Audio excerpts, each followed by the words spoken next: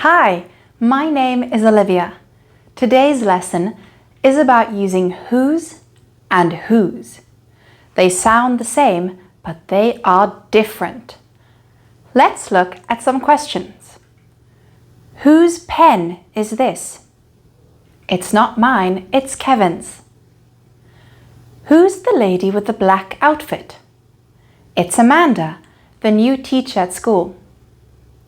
In the first question, we use whose to find out the person who owns something. On the other hand, we use whose to find out who a person is. It is the short form of who is. The sound of whose and whose is the same, but the meaning of each question is different. Let's look at some more examples. Who's the person in the blue suit and green tie? It's the maths teacher. Whose bag is that? It's Amanda's bag. She left it on the table. In the first example, the objective of the question is to know who the person is. We're asking about the subject. While in the second example, we're asking about to whom the bag belongs.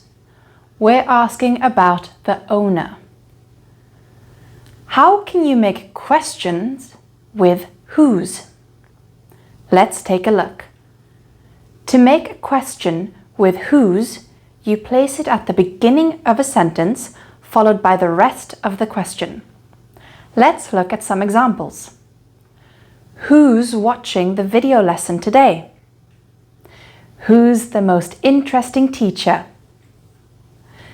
Who's going to travel to Spain next year? Let's move to how you can make questions with whose. Let's take a look. To make a question with whose, you place it at the beginning of a sentence followed by the rest of the question. Let's look at some examples. Whose car is parked outside? Whose team won yesterday?